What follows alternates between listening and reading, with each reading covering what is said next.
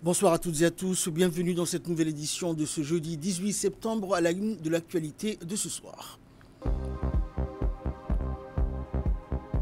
Un forum national a été organisé face aux défis du changement climatique par les départements de la jeunesse, de la santé et de l'environnement.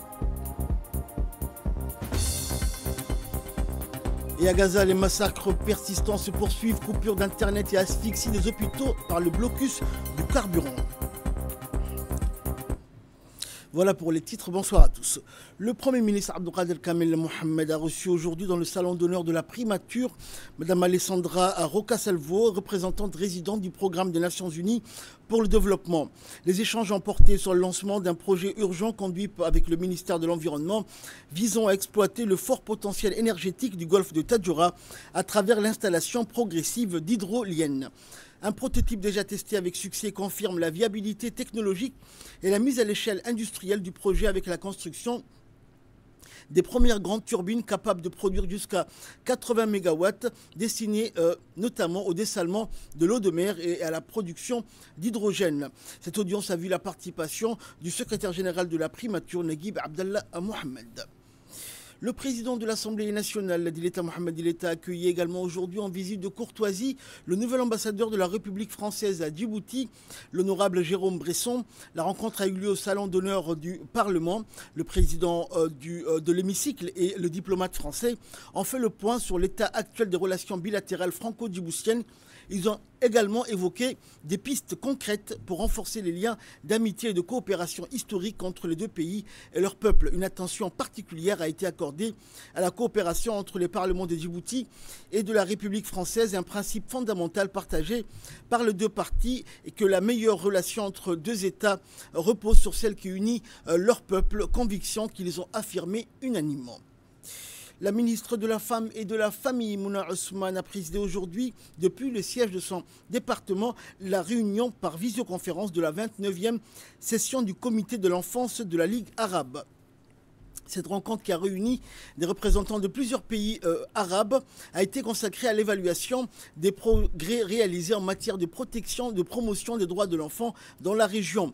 La session a ainsi constitué une plateforme d'échange et de solidarité, réaffirmant l'engagement des pays arabes en faveur des droits fondamentaux de l'enfant et la nécessité de renforcer les efforts conjoints pour leur protection.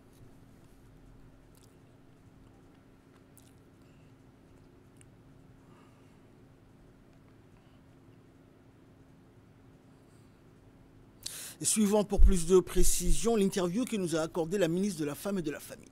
Depuis le 18 septembre 2025, nous avons participé à la conférence de la Ligue arabe, le comité, la 29e session du comité de l'enfant, qui s'est tenue donc dans le cadre de la Ligue arabe. Et Djibouti va tenir la présidence de ce comité en remplacement à la République démocratique d'Algérie, jusqu'à donc une année. L'objectif de cette rencontre au niveau de la Ligue arabe était surtout de présenter, chaque pays devait présenter les résultats atteints en termes de protection et d'accompagnement de l'enfant. Quelles sont les différentes dispositions et textes juridiques et actions prioritaires qui ont été menés pour la protection de l'enfant et le développement de l'enfant. Nous avons donc tenu la présidence de cette commission, mais également présenté les différents objectifs atteints au niveau du ministère de la Femme et en collaboration avec l'ensemble des départements concernés par la question de l'enfant, notamment l'éducation, la santé, les affaires musulmanes, la justice. Djibouti dispose de plateformes, d'une plateforme multisectorielle qui gère donc la protection de l'enfant. Djibouti aussi a développé, mis en place à travers donc un décret présidentiel, une loi présidentielle promulguée pour la protection de l'enfant contre les violences faites aux enfants et notamment les mutilations génitales féminines. Dans l'actualité également, Djibouti, confirmant son ambition de devenir un hub logistique incontournable de la région, a accueilli une délégation de journalistes venus notamment du Rwanda, de l'Ouganda et du Soudan du Sud. Ses confrères sont venus découvrir les infrastructures portuaires et industrielles qui transforment le pays en plateforme stratégique pour le commerce régional et international. Au carrefour entre la mer Rouge et l'océan Indien, Djibouti a déployé des infrastructures portuaires et industrielles de pointe capables d'accueillir les plus grands navires du monde et de répondre aux besoins logistiques, consolidant ainsi son rôle de carrefour stratégique pour l'Afrique de l'Est.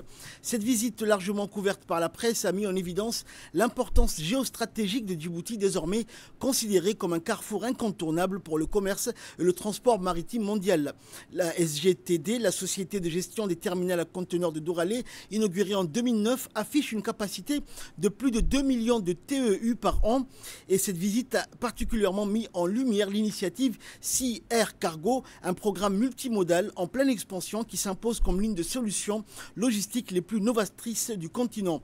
Ce dispositif combine intelligemment le transport maritime et aérien en tirant parti de la position géographique unique de la République de Djibouti.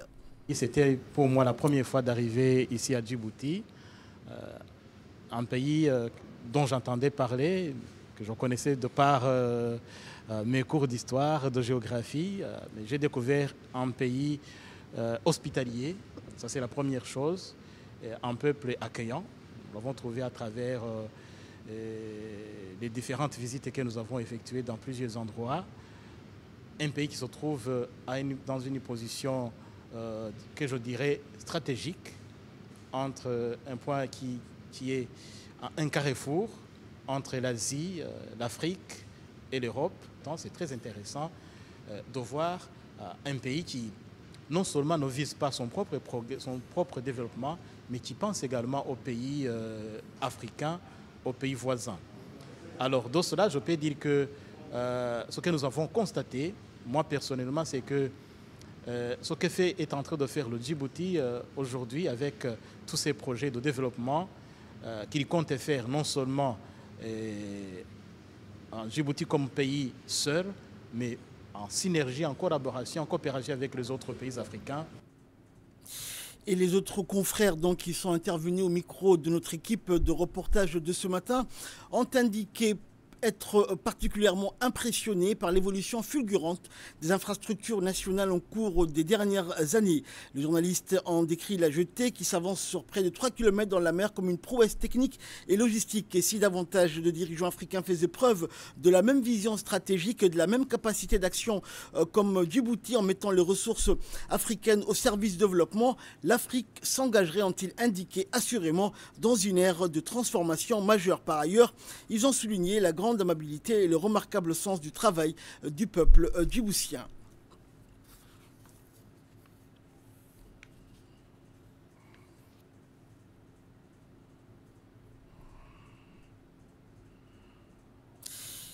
Une cérémonie officielle de remise de diplôme d'attestation de formation s'est tenue aujourd'hui au siège des sapeurs-pompiers de Djibouti. L'événement placé sous la direction du colonel des sapeurs-pompiers, Mahmoud Moussa Mahmoud, et qui a rassemblé les récipiendaires ainsi que plusieurs autres responsables. Les participants ont reçu leur certificat à l'issue d'une formation intensive de 24 heures organisée en juin dernier, juste avant le début des vacances. Et la cérémonie a également été l'occasion de remettre des médailles aux officiers et sous-officiers qui avaient suivi la même formation en juin mais n'avait pas pu être distingué à l'époque. Cet événement met en lumière les efforts continus des sapeurs-pompiers de Djibouti pour renforcer leurs compétences et consolider la coopération internationale en matière de sécurité et de défense civile.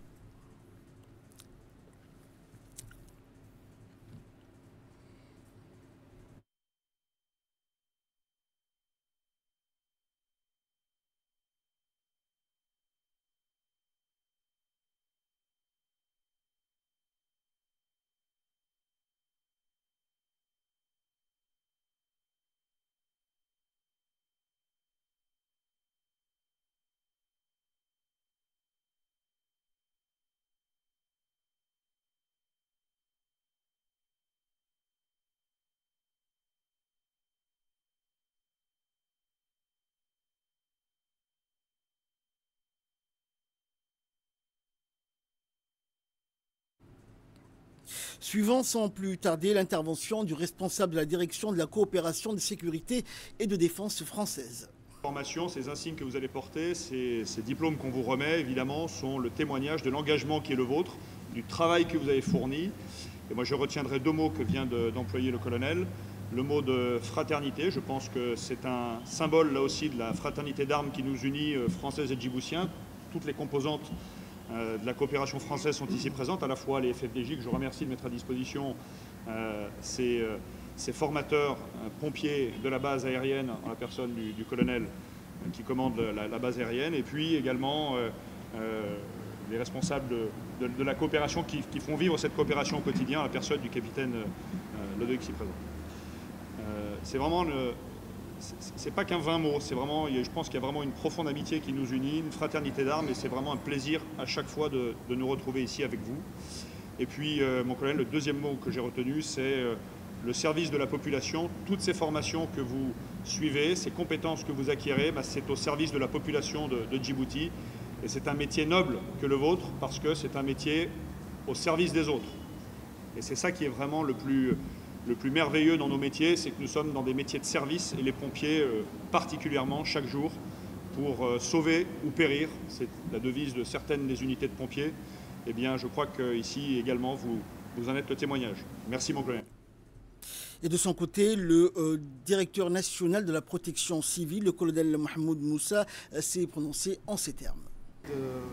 Diplôme d'attestation de formation pour les USA qui ont été récompensés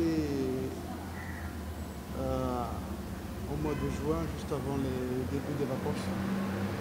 C'est un plaisir de les revoir. J'espère qu'ils ont acquis les expériences et les formations qu'il faut à cet égard pour cette formation qui a duré 24 heures avec le concours de nos collègues de la base gracieuse, amicale et fraternelle de mon ami le major du DA et de son adjoint. Encore mes remerciements au nom personnel. À l'ensemble des officiers, sous-officiers qui ont fait aussi au mois de juin leur formation. Hussards qui n'ont pas pu avoir leur médaille à cette période-là, donc les médailles sont là pour vous. Encore une félicitation pour vous. Pour les officiers comme pour vous-même, ce que j'aimerais, comme je vous le dis tout le temps, ces acquis dont vous bénéficiez, c'est au nom de la République Djibouti et de l'institution dans laquelle vous faites partie. Donc c'est des formations qui sont très utiles, qui sont dans le cadre de la JUSA et qui sont très utiles pour nos populations en cas de tremblement de terre et j'en passe et des meilleurs. Chose que vous serez obligés tôt ou tard d'intervenir et de faire preuve sur le terrain pour secourir vos concitoyens et aussi l'ensemble des populations étrangères vivant en République de Djibouti. En nouvelle nationale toujours, le Forum national de la jeunesse sur l'impact du changement climatique sur la santé des jeunes s'est ouvert hier au Sheraton Hotel, organisé par le mouvement de la jeunesse une et indivisible. Cet événement qui a duré 48 heures, s'est déroulé sous l'égide du ministère de la Santé et de l'Environnement en collaboration avec l'Organisation mondiale de la santé. Plus de 200 jeunes représentants du PNUD, experts et décideurs et représentants de la société civile en préparent à ce forum national. Les participants ont débattu 2 jours durant sur les effets du réchauffement climatique sur la santé de la jeunesse et ont proposé des solutions adaptées au programme des discussions qui ont porté sur les impacts physiques et mentaux du climat chez les jeunes, des témoignages de terrain et des ateliers interactifs. D'idées et d'actions concrètes. De l'ouverture hier matin, nous avons exploré les impacts directs du changement climatique sur la santé des jeunes. Nous avons exploré les impacts directs du changement climatique sur la santé des jeunes, c'est-à-dire les vagues de chaleur extrêmes qui aggravent les maladies respiratoires, les inondations récurrentes qui propagent les maladies vectorielles comme les paludismes et la dégradation des ressources en eau qui menacent notre sécurité alimentaire et notre bien-être mental. À Djibouti, où le climat est aride, s'intensifie, ces défis touchent particulièrement notre génération qui représente 60% de la population. Et écoutons à présent l'intervention ou les interventions du secrétaire général par intérim du ministère de la Santé et du secrétaire général du ministère de l'Environnement et du Développement durable. Les jeunes vous pouvez nous aider à la prévention, surtout dans la prévention, surtout des maladies transmissibles dont on a parlé hier, parce que les maladies transmissibles proviennent de l'environnement. Quand il y a la pluie, on avait dit qu'il y a des eaux qui stagnent dans les quartiers. Des fois, on voit 2, 3 mois, 4 mois après la pluie, les eaux sont toujours là. Donc si l'eau dépasse, si la stagnation de l'eau dépasse 2 semaines, c'est fini, parce qu'à partir de 2 semaines, les moustiques vont pondre des œufs dans ces eaux, des larves. Après, ça devient larve, après, ça devient moustique. Et après, elle va s'envoler après 2 mois et piquer tout le monde. Et donc, on peut avoir des maladies transmissibles par les moustiques ou le paludisme.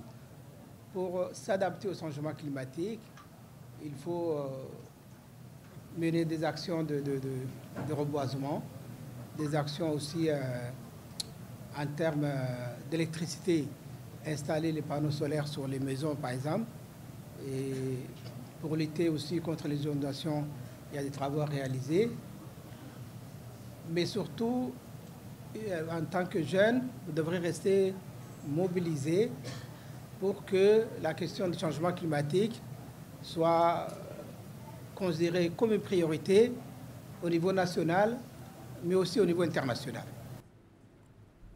Et à l'issue de cet atelier, notre équipe de reportage a recueilli pour nous les réactions et les impressions des participants.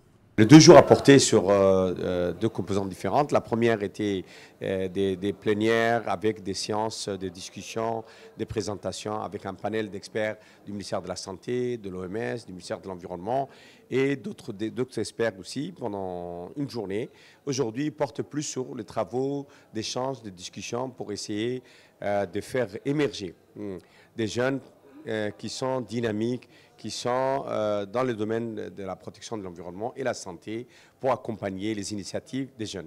Qu'est-ce qui permettrait un meilleur plaidoyer pour permettre d'avoir une communauté de jeunes qui arrivent à développer des projets, qui arrivent à s'organiser, qui seront formés et qui vont réaliser des actions concrètes sur le terrain pour accompagner les communautés rurales. Ces forums visent à mobiliser la jeunesse djiboutienne pour lutter contre les impacts du changement climatique sur la santé, en favorisant leur participation active à la création des solutions innovantes et durables pour un avenir résilient. Merci beaucoup. L'Agence nationale de la météorologie va créer un service météorologique maritime au sein du Doralé Multipurpose Port ou DMP en installant des stations météorologiques maritimes et une bouée pour assurer la sécurité maritime tant sur les côtes djiboutiennes que dans le cadre de mandats internationaux. L'établissement est en charge de produire des bulletins météorologiques marines des zones côtières au grand large et l'Agence nationale de la météorologie diffusera à la fois des bulletins réguliers 2 fois par jour et des bulletins météorologiques spéciaux communiqué. Et l'agence diffusera également un bulletin météorologique marine 2 fois par jour et ses équipements plus sophistiqués et les modèles météorologiques permettront de fournir des prévisions météorologiques et bulletins marines plus précis et fiables. Les 6 ports de Djibouti bénéficieront également des produits météorologiques très avancés répondant à la sécurité maritime.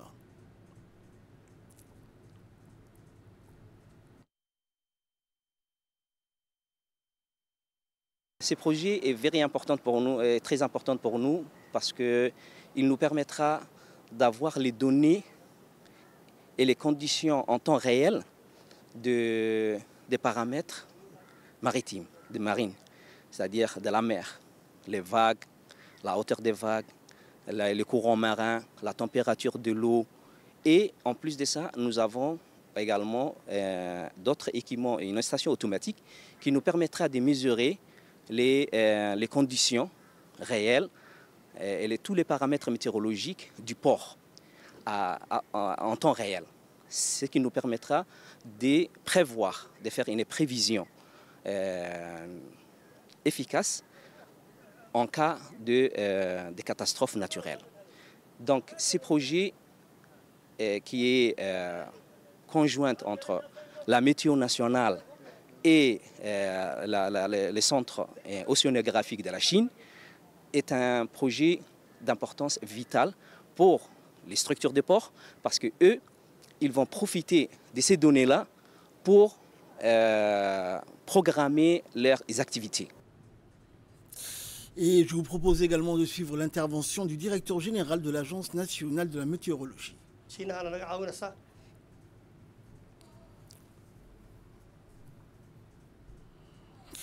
Dans l'actualité également, des pluies bienfaitrices se sont abattues sur plusieurs régions du pays, confirmant ainsi l'arrivée des précipitations saisonnières tant attendues. Et c'est la région de Dikil et ses localités périphériques ainsi que la ville d'Ali Sabié qui ont enregistré des averses intermittentes.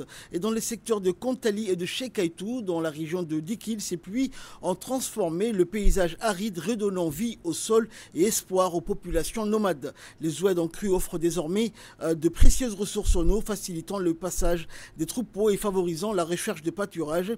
Ces précipitations représentent un véritable soulagement pour les familles de l'unité éprouvées depuis plusieurs mois par une sécheresse particulièrement sévère. Elles constituent un apport vital pour l'élevage qui demeure au cœur de l'économie pastorale de ces régions et renforce ainsi la résilience des communautés rurales.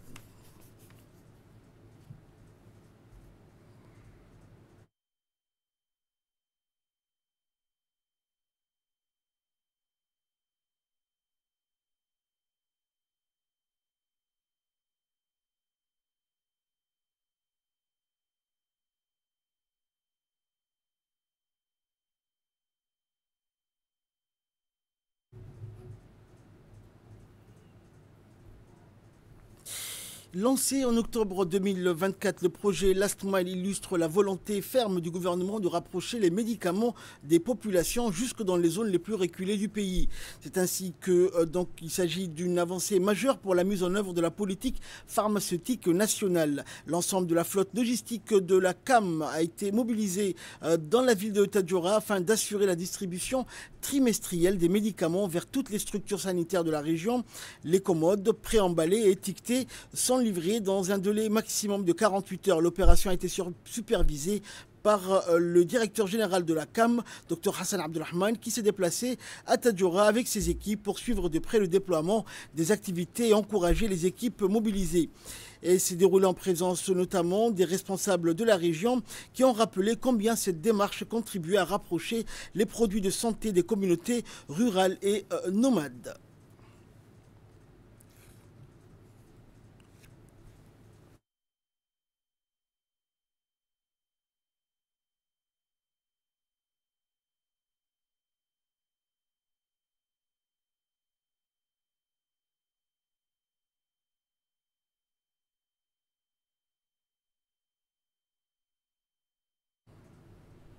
Et dans son intervention, le directeur général de l'hôpital du Nord, Ibrahim Dimbio, a remercié le ministère de la Santé et la centrale d'achat des médicaments du ministère pour tout le travail effectué. Merci pour réceptionner la commande trimestrielle de la CAM. C'est une première dans le sens où avant, c'est nous qui partions à la CAM pour récupérer les médicaments. Maintenant, la CAM a décidé d'amener les médicaments à notre niveau, non seulement jusqu'à Tadjoura, mais ils vont aller jusqu'à dans les postes de santé reculés. Et ils vont aller dans tous les 11 postes de santé, déposer eux-mêmes la commande. C'est quelque chose de très très important. Ça nous permet de nous décharger d'un problème de transport. Parce que l'hôpital régional fait beaucoup de travail, mais encore aller transporter, aller chercher les médicaments jusqu'à Djibouti, c'était un peu difficile pour nous. Donc la CAM a décidé de livrer sur place tous les médicaments jusqu'à Tadjoura et d'amener jusqu'à dans le poste de santé. Et pour cela, nous remercions le directeur général de la CAM et le ministre de la Santé qui met en œuvre cette politique. Cette politique permet de diminuer le rupture des médicaments ou bien les pénuries dont on souffre de temps en temps, qui sont liées la plupart du temps à la chaîne d'approvisionnement. Donc c'est une bonne chose que nous allons venir jusqu'à chez eux et que désormais c'est à eux de faire en sorte que ces médicaments puissent aller jusqu'aux personnes qui sont dans les besoins. Suivant à présent l'intervention du directeur général de la centrale d'achat des médicaments et matériels essentiels du ministère de la Santé. Le projet qui est défini dans notre politique pharmaceutique qui a été voté par décret par notre président Ismaël Omar Guelleh. Et sur les instructions de notre ministre de la Santé, nous avons initié ce projet l'année dernière, en octobre. Et actuellement, nous sommes au niveau de Tadjoura pour exécuter un des axes de ce projet. Ce projet consiste à étendre notre réseau de distribution postes de santé. Donc la CAM va non seulement livrer l'hôpital, mais aussi va livrer tous les postes de santé de la région. Le deuxième volet de ce projet consiste à délocaliser et placer une antenne directement ici à Tadjoura. Donc nous allons construire des dépôts ici pour que les médicaments soient plus proches de la région et donc limiter les problèmes liés à la chaîne d'approvisionnement. Dans un rapport qualifié de feuille de route historique, la Banque mondiale affirme que l'Ouganda dispose d'un potentiel exceptionnel pour transformer les défis du changement climatique en moteur de croissance économique durable et inclusif. Et en s'engageant sur cette trajectoire de croissance intelligente face au climat, l'Ouganda pourrait devenir un exemple inspirant pour l'Afrique, démontrant qu'il est possible de conjuguer prospérité économique et durabilité environnementale.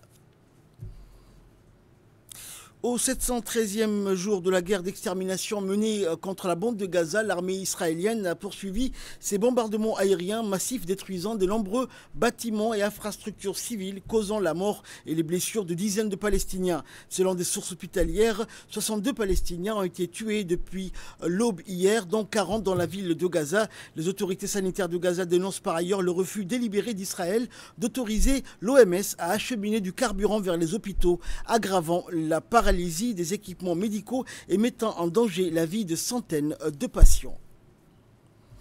Et enfin, la couche d'ozone est en voie de rétablissement au niveau de 1980 grâce aux efforts internationaux. Un rapport publié par l'Organisation météorologique mondiale confirme que la couche d'ozone protectrice de la Terre est en cours de rétablissement. En 2024, le trou observé dans l'ozone s'est révélé plus petit que celui des dernières années. Les scientifiques estiment qu'il retrouvera les niveaux de 1980 vers le milieu de ce siècle. Le bulletin de l'ozone, publié le 16 septembre à l'occasion de la journée mondiale de l'ozone, attribue cette évolution positive aux efforts internationaux coordonnés, notamment de la Convention de Vienne de 1985 et au protocole de Montréal de 1987.